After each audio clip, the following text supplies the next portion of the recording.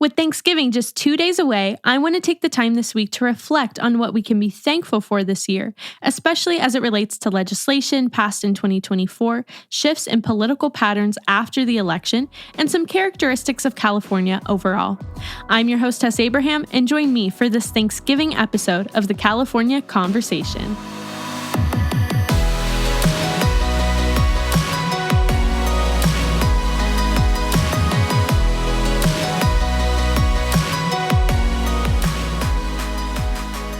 Welcome back to the show, and let me say, happy early Thanksgiving. I hope that you're excited to spend time with family or friends this Thursday, and that no matter your circumstances, you're able to find something that you can be thankful for this year. If you're struggling with that, then hopefully this episode will help you out a little bit. All joking aside, I know that sometimes talking about California politics can get heavy. On this show, we tend to focus on the downfalls, on responding to legislation that has negative effects on us, both economically and socially. Which makes sense because I hope to challenge all of us together, not to look away from bad legislation or bad leadership, but to bring it to light for the goal of effecting change. But this week isn't a week to focus on the negative side. This is a week to focus on gratitude. To that end, I've compiled a few categories to break down for you today, including some good legislation passed this year, positive movement in our state during this last election, and overall characteristics of California that I think we can all be grateful for together. As a disclaimer, this episode will look a little like your Thanksgiving dinner table, with a mashup of several different components that hopefully all weave together in the end to help you as you celebrate Thanksgiving. That requires us to look at some heavy topics, because to fully appreciate good legislation, we have to discuss the problems that exist in the first place to make the legislation necessary. So stick with me, even when it seems like we've moved away from positivity. I also want to remind you that while today's episode isn't as research heavy as most weeks, I have still compiled all the resources used in today's episode in a corresponding article on my website, which I will link in the show notes. So go check it out if you want more information on any of the topics we discussed today. I want to start by looking at a few bills that were passed this year that I think are good bills, moving our state in a positive direction. After all, with 1,200 bills passed in this legislative year, there have to be some things that leave a positive mark, right? Let's start with crime. Like we've discussed already on several episodes of this podcast, crime in California is a rising problem. We saw that one reason for this was the long-term effects of Prop 47, which was passed back in 2014. Just to reiterate, by lowering the classifications and penalties for certain crimes, it both limited law enforcement and incentivized crime, which has just led to a downward spiral in both theft and the drug epidemic. We saw in the election a few weeks ago that Prop 36, which reversed Prop 47, passed, which is incredible news. But believe it or not, there are also several other bills that were passed through the legislature this year related to stemming the tide of crime across the state. Assembly Bill 2943 was passed to address organized theft and crime in concert. If a person steals goods under a value of $950, then under Prop 47, it was charged as a misdemeanor. However, this has encouraged theft rings and organized crime, as individuals work together to terrorize local businesses and commit several thefts without real recourse. What AB 2943 acknowledges is that there's a difference between petty theft, or someone who steals a few items here and there, and then actual criminal rings who work together to hit several businesses to then turn around and sell the stolen goods. AB 2943 allows for crimes in concert to be charged as a felony rather than a misdemeanor by aggregating together all stolen property in the criminal's possession from the past 2 years. So if the same person has stolen under $950 worth of goods every day, all of that can be aggregated together to charge them with a felony rather than being limited to a misdemeanor. Senate Bill 905 is another bill passed in a packet of new laws addressing crime.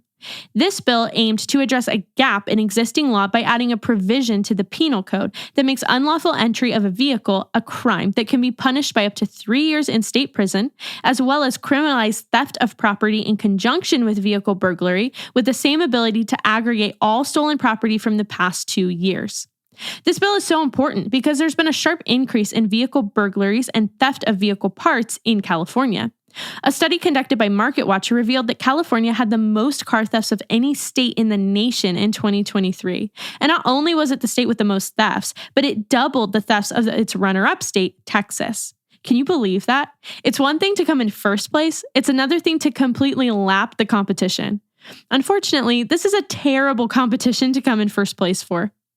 Also, as a side note, guess which area in California contributed the most to these thefts? You might be thinking the Bay Area. Oakland is a pretty dangerous place after all. Or I might guess the Sacramento-Stockton area since I grew up there and it can be known for its crime. If you guessed either of those areas, you would be wrong. It was sunny Los Angeles. Why does my area have to be the problem area? Anyway, while those statistics address car thefts themselves, which was already a crime, they just show the increasing appetite that criminals have had over the past few years regarding breaking into cars, whether to steal the car itself or to steal car parts. I'm sure that you know someone who has had their catalytic converter stolen in the past few years. I know multiple people who have had that misfortune. In fact, just to pile on LA for a second, we became known as a hotspot for catalytic converter theft in 2022, as there was a surge to 19,000 of these thefts in just 1 year, which was more than triple the amount it was in 2021. It's safe to say that a crime like breaking into a vehicle and stealing from it does need stricter laws surrounding it to deter this behavior, and it is a good thing that SB 905 passed. These two bills specifically addressed rising crime related to theft. The actual intention behind passing these bills was actually to try to prevent support for Prop 36 by proving to those who wanted the proposition to pass that the legislature and the governor were taking crime seriously without the need to roll back Prop 47. Obviously, I disagree with those motives, but I still think we can be thankful that even before Prop 36 passed, the legislature did pass bills like these to strengthen areas of the law that were being overlooked. And of course, we can be thankful that with the passage of Prop 36, the themes in these bills are only advanced further. I'm excited to see the effect that these bills in conjunction with Prop 36 will have on theft around us. While we've talked a lot about theft, it isn't the only type of crime being addressed through new legislation. I want to pivot to another very important topic: human trafficking. There were multiple bills passed to strengthen penalties against various forms of human trafficking this year. According to the National Human Trafficking Hotline, California has the highest number of reported human trafficking victims. Once again, our beloved Los Angeles, as well as San Diego, are two of the top cities in the entire nation for human trafficking. I feel like I'm talking myself out of being thankful for living here. There are a few reasons for it being so prominent in our state, one of which is being population size. We have the most populous state in the country, so we have more people who are at risk of being trafficked. Los Angeles makes sense because of the entertainment industry with Hollywood, and San Diego makes sense because we're so close to the border. Regardless, there's good news. SB 1414 was a bipartisan measure to reclassify sex trafficking of a minor under the age of 16 from a misdemeanor to a felony. Now, I'm not sure why that was ever a misdemeanor in the first place. That 100% should have always been a felony. But either way, I'm glad that it is now. This builds off of a bill that was passed last year, SB 14. SB 14 went after the people who are selling minors into sex trafficking, making that a serious felony and a strike under California's 3 strikes laws. Now, SB 1414 specifically targets the buyers who are purchasing children through sex trafficking. The bill isn't perfect, as the author had to make concessions to get it passed with bipartisan support. Originally, it applied to all minors under 18, but after discussion and revisions, they dropped it to ages 15 and under. The author, Republican Senator Shannon Grove, expressed that she was disappointed by the exclusion of 16 and 17-year-olds. For them, the offense could be a felony or a misdemeanor, depending on how the prosecutor wants to classify it.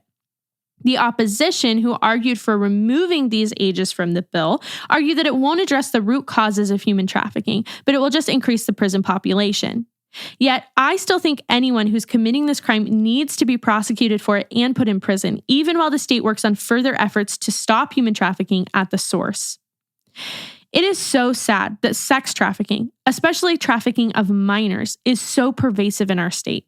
So I am incredibly thankful for the efforts of Senator Grove to keep pursuing legislation around this issue, and I'm excited to hear that she will continue fighting to expand the laws to include all minors.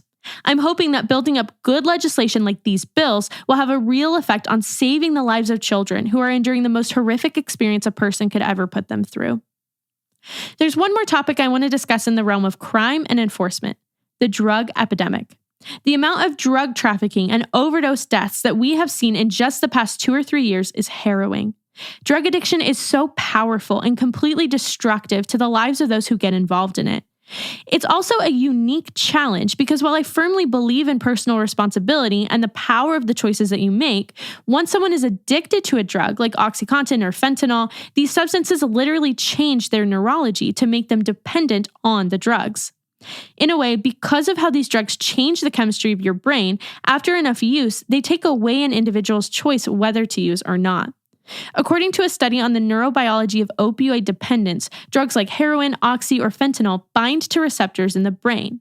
There are two types, called reward pathways and pain pathways. The drug provides pain relief when it's bound to the pain pathway, but when it binds to the reward pathway, then it releases dopamine, which brings intense pleasure, giving that high effect. The brain then seeks out any way to continue producing that good feeling, but once an individual uses the drug again, it won't provide the same intensity as the first time. This means it requires more of the drug or a more intense version of the drug in the future. This is why certain drugs are gateway drugs, as they clear the path for more intense drugs down the line once the brain needs more and more of that high feeling. Because the brain is now used to that high, when an addict stops using drugs, they go through withdrawals. But these aren't just a few aches or pains or a craving like you and I might crave something sweet at the end of the day. Most addicts feel like they will literally die because the pain is so intense. They also often struggle with severe anxiety or depression as their brain has been changed to need a higher level of dopamine to experience pleasure. It is such a sad circumstance, and it completely changes your life and your body forever. This is why we see so many campaigns against drugs by parents, as just one or two bad decisions of a rebellious teenager can alter or end their child's life forever. The drug epidemic is a serious problem, and drug trafficking in our state has life-threatening ramifications. You're probably thinking, isn't this episode supposed to be upbeat and full of Thanksgiving? Why are we talking about the drug epidemic? Let's get to the good news. Senate Bill 19 established the Fentanyl Misuse and Overdose Prevention Task Force with the goal of investigating the use and abuse of fentanyl across the state, assessing the source and solicitation of the drug, consulting with organizations to strengthen the state's efforts to prevent misuse, and analyzing if existing statutes against misuse are adequate. I know that personally, when I hear of a task force being created, it isn't always the most comforting idea. Are they really going to address the core issues? But I think there are a few aspects to be encouraged about here. First, like we just discussed, the drug epidemic is a huge crisis and it deserves special attention. I think it's a good start that our state is acknowledging that and developing a team to focus on it. Second, the bill has provisions for dates they must give a report and for when the work of the task force must conclude. They have to issue a report on July 1st of 2025, and their work will then have to end by December 1st of the same year. By giving end dates, it's a good indication that this work can't drag on forever with no results. In theory, there should be pressure as there's an actual timeline of when answers must be provided. Another bill that speaks to this issue that was passed this year is Assembly Bill 2429. This bill requires high schools to include education on the dangers of fentanyl use as part of the curriculum needed to graduate. I also believe this is a great way to directly address our youth on an issue that is facing them at schools, at parties, and for some of them, even at home. While I believe that parents and the family unit should be training up their children and teaching them wise principles, the sad reality is that a lot of kids don't have that parental guidance, or they have loved ones who are themselves suffering from drug addiction. Implementing drug awareness into school curriculum also isn't new. I remember when I was in elementary school, we had Red Ribbon Week, where they got all of our grades together and had rallies to educate us on the dangers of drug use. The fact that I still remember that shows it was impactful to me, and if we can even help just one high schooler learn the weight, significance, and danger of drugs that they might see others using around them, I think it's a great start. Lastly, Assembly Bill 2115 was also passed this year, and it seeks to expand access to methadone, a medication that's used to combat opioid addiction by blocking the damage that prolonged drug exposure has caused to the brain. Existing law makes California the state with some of the strictest laws on accessing methadone. Because methadone is itself an opioid, patients can't be prescribed as much as they need for weeks at a time. Their treatment has to be observed at clinics, which requires that patients come every day to receive a daily dose of the treatment. While this model in itself is not bad, it's meant to encourage consistency and responsibility of treatment. Unfortunately, drug dealers have taken advantage of patients who are waiting in long lines outside of treatment clinics, and drug addicts have repeatedly been preyed upon and relapsed as a result. This bill would shift the treatment model to allow easier access to care, as well as reduce the burden on patients to be seen by clinics. It specifically does this by allowing physicians to give patients 72 hours worth of methadone treatment, allowing expedited entry into treatment programs by removing certain stringent requirements, like the fact that the patient must have a year of opioid abuse before receiving treatment, and allowing physicians discretion in dosage. These are meant to be steps forward in helping desperate people get out from under addiction to such deadly drugs. And while I recognize that it's a delicate balance between setting wise guardrails and widening access, with the fentanyl crisis ever increasing the way that we see it has been in recent years, I believe taking steps to address it is a positive decision. All right, we've talked about theft crime, human trafficking, and the drug epidemic. I hope so far you are encouraged to see that there's been good legislation passed in all these serious areas to continue moving the ball forward on helping resolve these issues in our state. To wrap up our discussion of good legislation, I want to end with one more bill related to education that I thought was a great proposal and I hope will have a positive impact on our future generations. Assembly Bill 1871 was passed in September, and it requires coursework for grades 7 to 12 to include instruction on personal financial literacy. According to the LA Times, this will include balancing a checkbook, managing credit cards, and avoiding scams. This comes off the heels of the Center for Financial Literacy at Champlain College giving California an F in the subject, as no courses currently require coverage of this topic. Requiring this type of course is not a new phenomenon, as the passage of AB 1871 makes California the 26th state to require a course on financial literacy. The California State Superintendent of Public Instruction celebrated the bill, describing it as such, quote, "Our young people need and deserve a clear understanding of personal finance so that they can make educated financial choices and build stable, successful futures for themselves and their future families. By adding personal finance to our high school graduation requirements, we acknowledge that managing household finances and building financial stability are essential life skills. Every child should have the opportunity to build these essential skills before navigating adult financial choices, not just those who happen to have the opportunity to learn these concepts at home or through an elective." Personally, I love this initiative. In the same way that I believe we should encourage more trade schools and courses on practical skills, I think teaching young people about how to manage their finances is an absolutely necessary life skill that can be used whether or not they go to college. It sets them up for understanding the world in a way that our young people today are not actively thinking about. I would have loved a course like this in high school, and I'm thankful that it will be implemented in our schools moving forward. Good legislation isn't the only thing that we can be thankful for this year. As someone who's conservative, I'm also grateful for the movement that we've seen across our state from a far left position to a more moderate position on some key issues. We saw this firsthand with the results of the ballot initiatives. The week after the election, we examined the results together and saw that initiatives for minimum wage and rent control both failed. This is huge for our economy. While rent control has had a rocky time getting passed in prior elections, minimum wage certainly has not.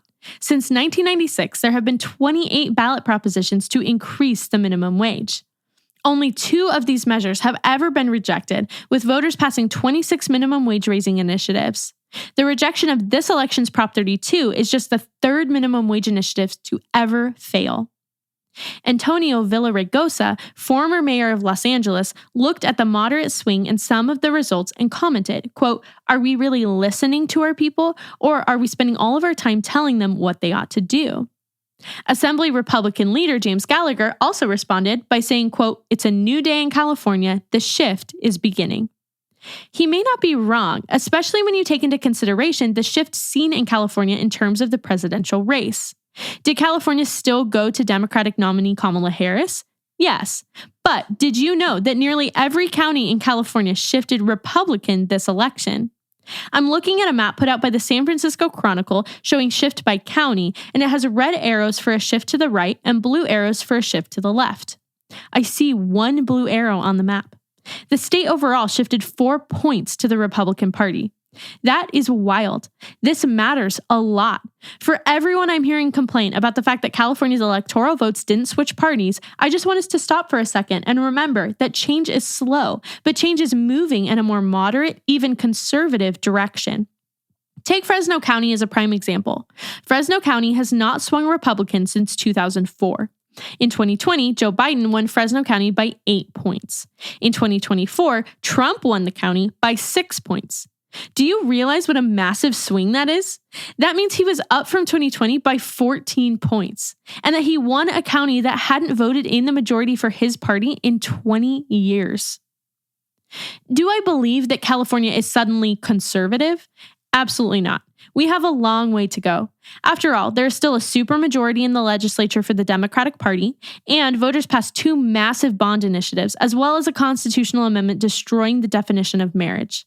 But I think that we can still be thankful for the shift that we saw, and I think we should feel more encouraged and motivated to build on that shift for the 2026 midterm. It shows, if nothing else, that hope is never lost so long as you don't give up. On a more superficial and hopefully fun note, I want to list out a few things that I love about our state, even with its flaws. These characteristics aren't nearly as important as the legislation that we cover each week on the show, and they aren't meant to trivialize the real challenges that California residents, myself included, face every day in our state. But I like to remind myself, and now you as well, of some of the unique things about our state that do make me happy to live here.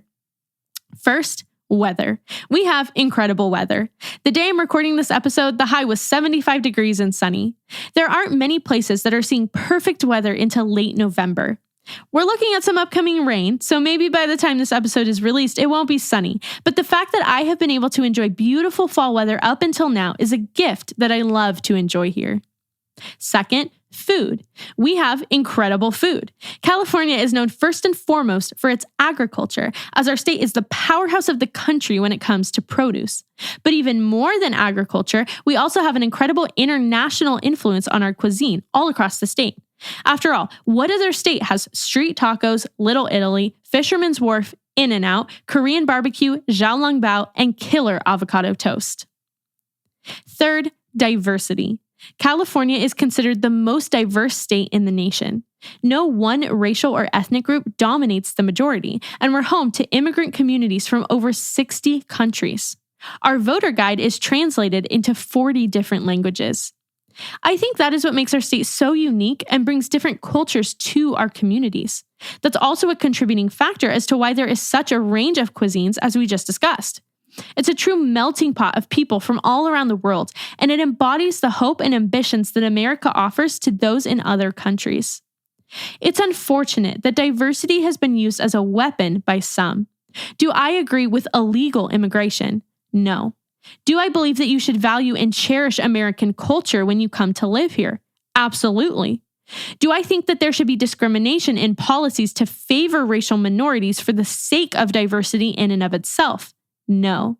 But is it inherently a negative thing when people live in the same place who come from all different upbringings and backgrounds? No, it's a beautiful thing. After all, my own husband is a first-generation immigrant, and he is one of the most patriotic, America-loving people I know. Immigrants who value our country and bring aspects of their cultures along with them make our country more rich, more interesting, and beautiful, and I can appreciate that about California. Fourth, beaches. California has incredible beaches. Living in Southern California makes me biased on that point, but I can't help pointing out the fact that on any given weekend, we can travel to Santa Barbara, Santa Monica, Malibu, Camarillo, or San Diego, and any of those places have incredible views, experiences, and beaches. Growing up, my family frequently vacationed in the Monterey Bay area, which also had beautiful beaches and a serene coastal vibe. There's just nothing like a sunset along the California coast. And speaking of beaches, lastly, landscapes. Our state is so diverse in the types of landscapes and communities that we see from Northern to Southern California. We've got forests, mountains, places that snow in the winter, lakes and rivers, beaches, places that are always 75 degrees and sunny, valleys. Pretty much any landscape you can think of, we have here. It makes it such a fun place to explore constantly, and there's always someplace new to visit. Lastly, I can't end a Thanksgiving episode without talking about what I am most thankful for this year, and that is the Lord's work in and through the church, as well as the priceless gift of salvation that we have freely in Christ's finished work on the cross. If you are a Christian, you know that this is the anchor for our anxious souls and the hope that we have each and every year, regardless of what is happening in our country politically. That the God of the universe would love us enough to come to earth, live a perfect life, bear the wrath that we deserve, and conquer death, then offer us his righteousness is a reality that will never fade, never get old, and never be overcome by the challenges that we face in our society, our country, and our world. I am most thankful that he would choose to save me despite my unworthiness, and that he promises he loves me and will never forsake me despite my unfaithfulness. If you do not know Christ, or you do not know the peace and joy of salvation, I would plead with you to consider your great need. You see the effects of sin in the world around you. You see the decay of society and the evil of crime. Consider that you too are a sinner who has offended a holy God who created the world around you.